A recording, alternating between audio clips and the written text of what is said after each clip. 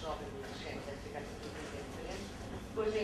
Hoje em dia é-se criança até aos 18 anos, mas com os ajustamentos necessários aos muito pequeninos, aos médios, aos mais crescidos, nós achamos que é muito importante desenvolver este tipo de práticas. Eu devo dizer que já assisti a ter algumas iniciativas que supostamente serão, e estou a falar com toda a falta de rigor de quem a sua formação inicial não é de filosofia, não é? Fica já aqui a declaração, francamente, dos meus limites feita. Mas quando assisto a algumas destas coisas, não tenho de facto a percepção de estar ali a trabalhar devidamente a filosofia para crianças. O que eu estou ali a pegar umas coisinhas básicas da ética e um pouco um como devo, um como não devo. Não? Agora, penso que iniciativas destas significam, francamente, que temos de dar alguma, não de uma forma pesada, dura, mas alguma preocupação de quando é a vez de intervir, da pessoa está a falar, porque é muito importante a questão do direito de ouvir e de ser ouvido, das pessoas poderem, ao fim e ao cabo, expressar de uma forma lógica os seus argumentos, induzir, deduzir. Peço desculpa, estou falando muito depressa para não perder tempo, e agora fica mal a garganta.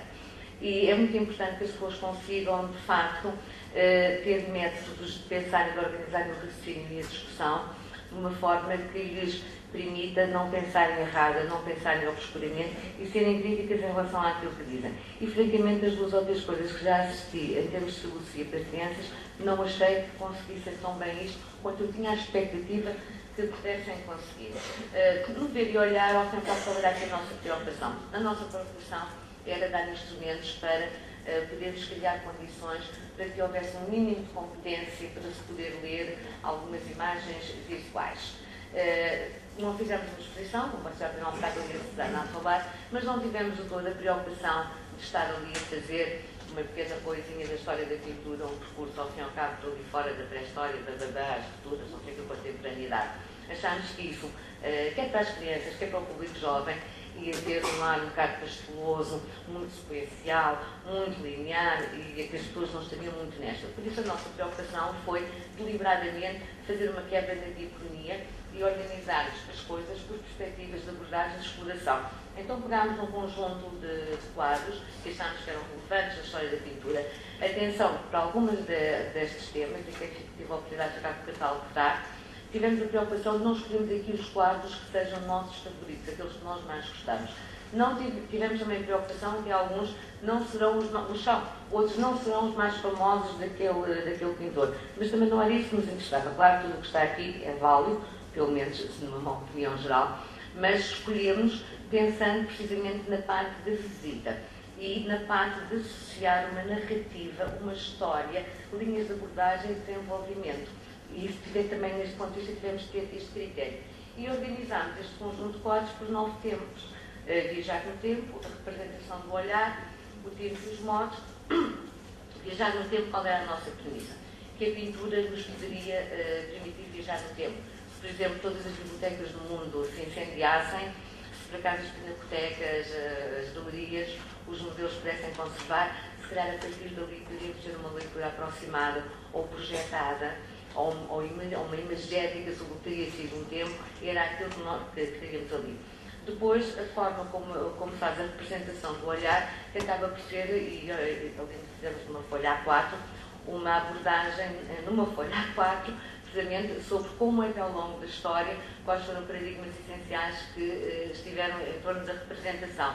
Por isso, como é que as pessoas representavam, quando é que temos a tridimensionalidade, quando é que não temos, quando é que fazemos as grandes mudanças de caras, as grandes rupturas.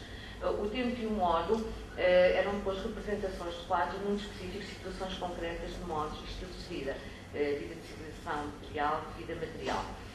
Resolvemos pegar os chineses porque também tínhamos interesse em que as pessoas, e o medo é uma coisa tão pesada, que achámos que nestes quadros podiam projetar e sentir emocionalmente alguma coisa muito forte em termos sensitivos e emocionais. Para isso escolhemos os meses. E também escolhemos a luz, porque tal como numa história, tudo acontece muito mal, mas depois há ali uma volta. De maneira que aqui assim também resolvemos, mas naquelas teorias do conto e tudo isso, depois a seguir ao medo vamos contrapor com quadros da luz, pacificadores, alegres, a leveza e tudo o que pode estar em termos simbólicos associado à luz.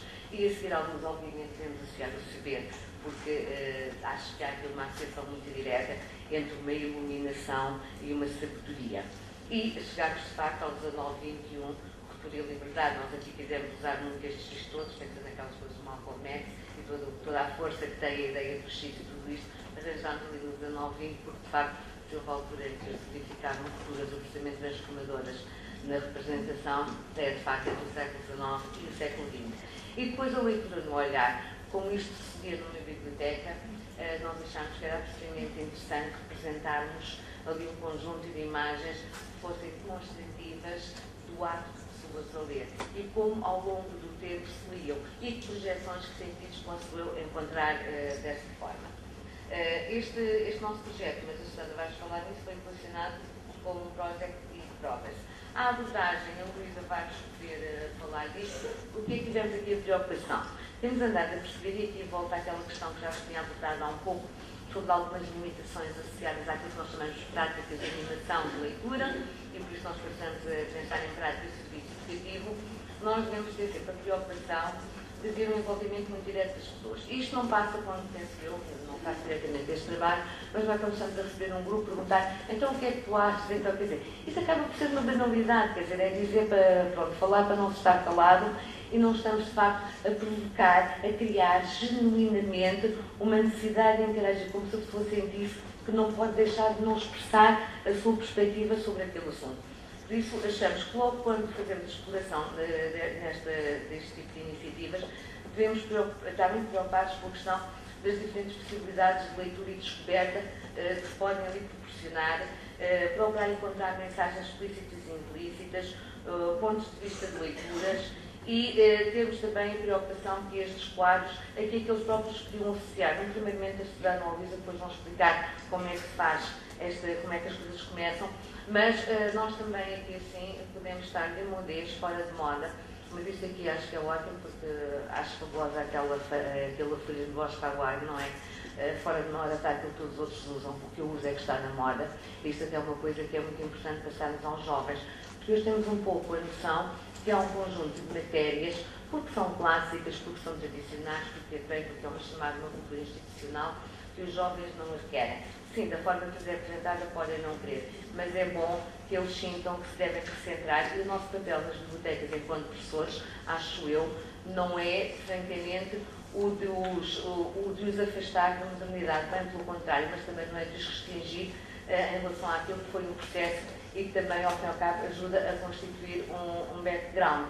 Isso é relevante.